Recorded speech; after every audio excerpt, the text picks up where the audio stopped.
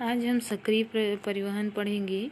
सक्रिय परिवहन क्या होता है या एक्टिव ट्रांसपोर्ट सिस्टम भी कहा जाता है। उससे पहले हमने क्या पढ़ लिए हैं, निष्क्रिय भी पढ़ लिए हैं। तो पढ़ रहे हैं सक्रिय के अंतर्गत क्या पढ़ सकते हैं हम।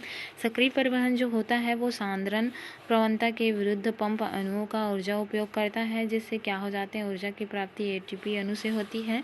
इसमें और देख सकते हैं तो ये सक्रिय परिवहन जो होता है कोशिका कला में उपस्थित होता है और विशिष्ट प्रोटीन की क्रियाशीलता के कारण ही ये संभव होता है।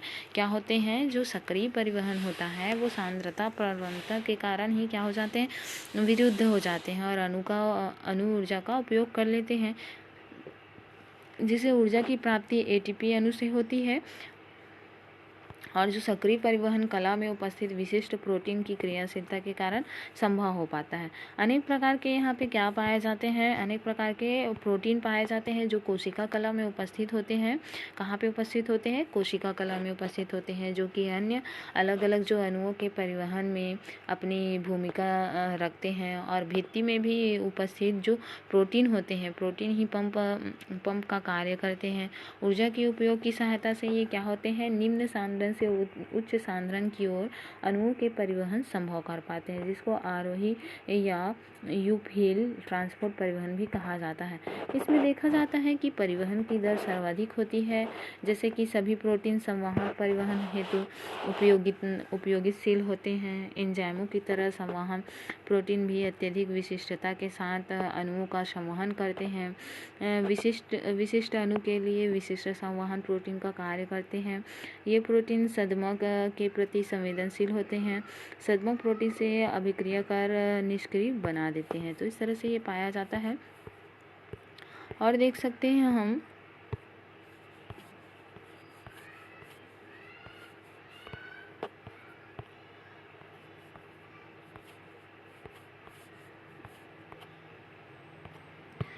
ठीक है, इस तरह से ये पाया जाता है।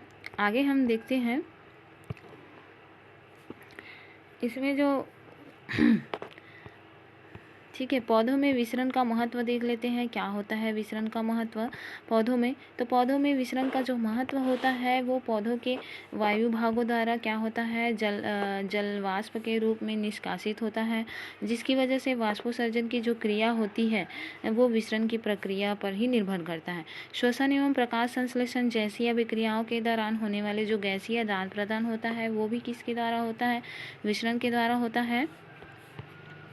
और बता सकते हैं जैसे कुछ पौधों के जो पुष्प होते हैं, पत्तियां होती हैं, और जो वाष्पशील होता है एरोमेटिक पदार्थों की वायु में विसरण के कारण होते हैं। सुगंध चारों तरफ से फैला रहता है। सुगंध प्रायः परागकर्ता होते हैं को आकर्षित करते हैं। जो पराग होते हैं, परागकण होता है, उसको आकर्षित करते हैं।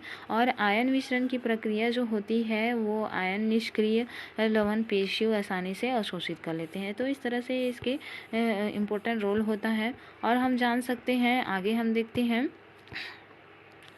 पारगम्यता। तो पारगम्यता क्या होता है, यहाँ पे देख सकते हैं पारगम्यता जो होता है, जो जीवित कोशिका के जीव द्रव के बाहर कोशिका झिल्ली द्वारा घिरी होती है। कोई भी जो जीवित कोशिका होता है, ऐसे कोई जीवित कोशिका है उसके बाहर में क्या घिरी होती है, जीव द्रव घिरा होता है।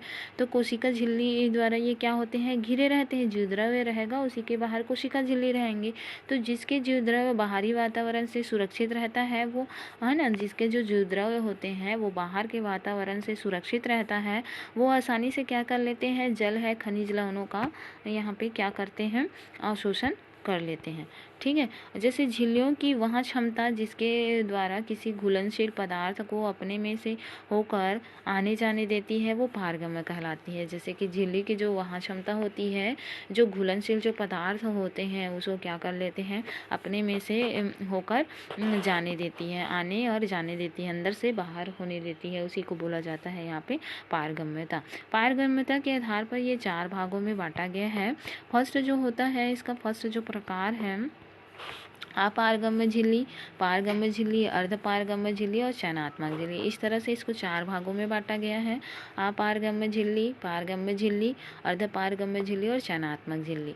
अपारगम्य झिल्ली किसको बोला जाएगा? वहाँ झिल्ली जो विलेय और विलायक में से किसी भी अणु को, है ना, किसी भी अणु को अपने से होकर जाने नहीं देता है। ठीक है, अपारगम्य मतलब चाहे वो विलेय हो या विलायक हो, वो विलायक के जो अणु होते हैं वो झिल्ली से ना तो अंदर जाने देते हैं ना तो बाहर आने देते हैं, उसको अपारगम्य झिल्ली कहते हैं। जैसे कार्क कोशिका। दूसरा होता है पारगम्य झिल्ली।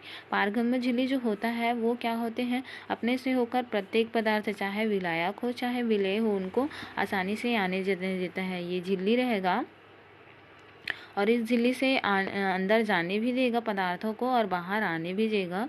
तो ऐसे जो झिल्ली होते हैं उसको पारगम्य झिल्ली कहते हैं।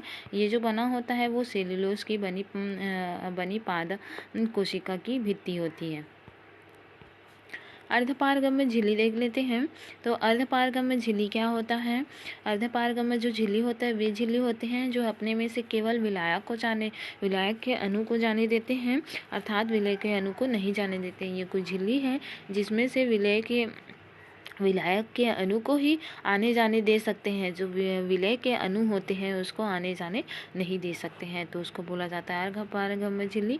जैसे कि अंडे की झिल्ली ले सकते हैं। किसका एग्जाम्पल ले सकते हैं? अंडे की झिल्ली। फिर है चयनात्मक या वर्णात्मक पारगम्य झिल्ली। चयनात्मक या वर्णात्मक पारगम्य झिल्ली देख लेते हैं।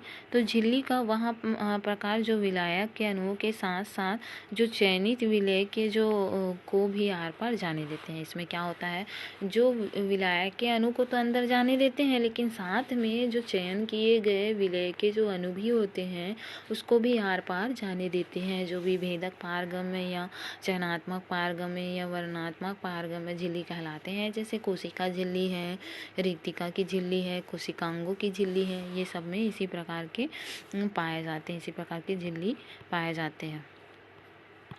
ठीक है।